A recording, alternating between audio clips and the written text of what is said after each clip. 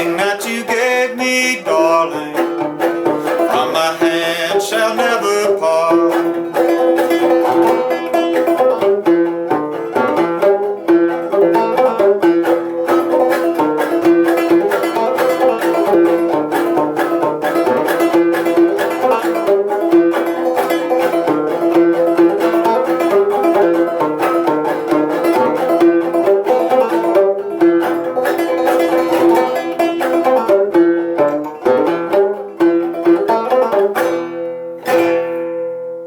Hello everybody, this is banjo number 21. I made this out of just a big blank maple turning blank.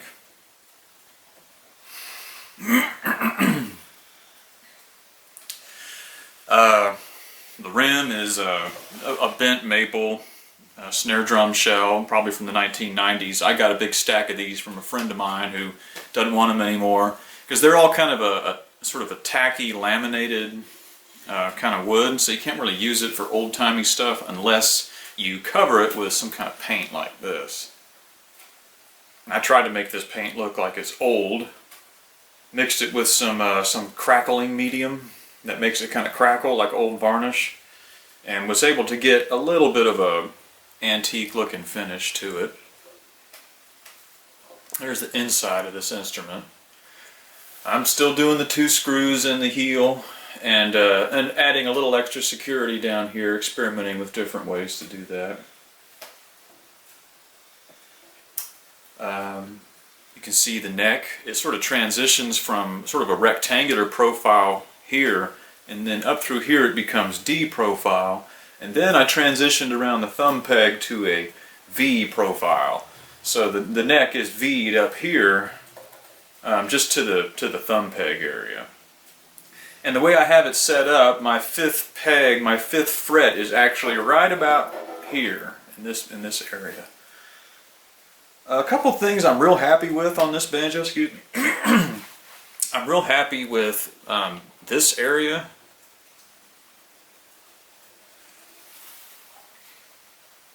I'm hoping y'all can, it's focusing because I don't have the little flip up screen on this new camera. Anyhow.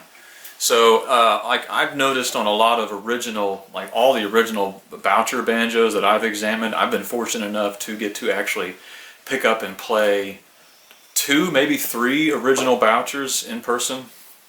So that's really cool, and so they're all carved this way. They're flat up the sides until they get around the thumb peg, and then right around here that flat terminates and he would start rounding the handle up through here.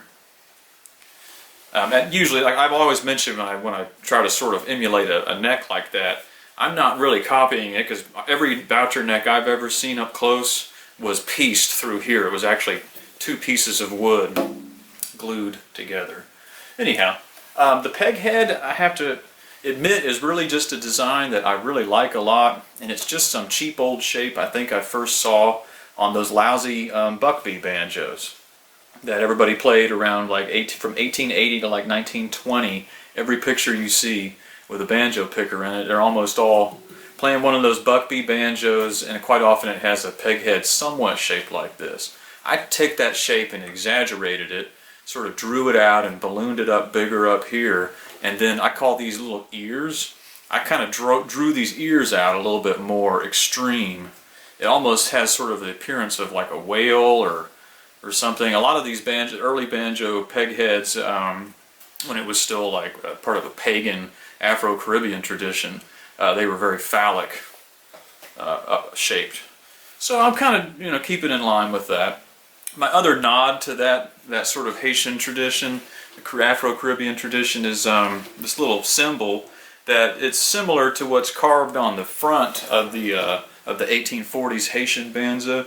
On that one, it has these shapes are incised and they're overlapping each other. But Robin and I just took that design. We thought it was real interesting, and just to come up with some kind of mark to identify these instruments that I'm making, she came up with that simplified design. She drew all the shapes apart so it could be easily carved. There's lots of interpretations of that symbol.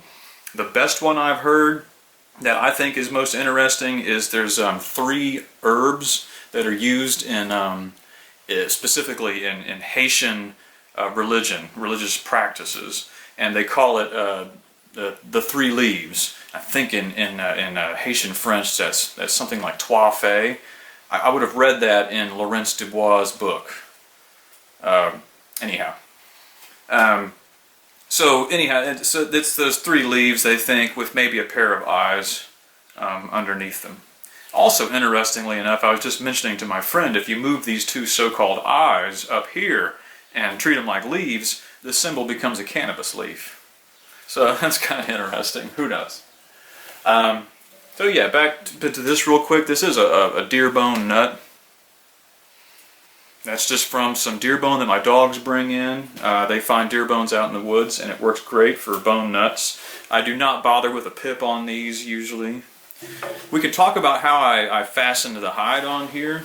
This maple rim sounds really good, you know. Pretty bright, rich sound, I think.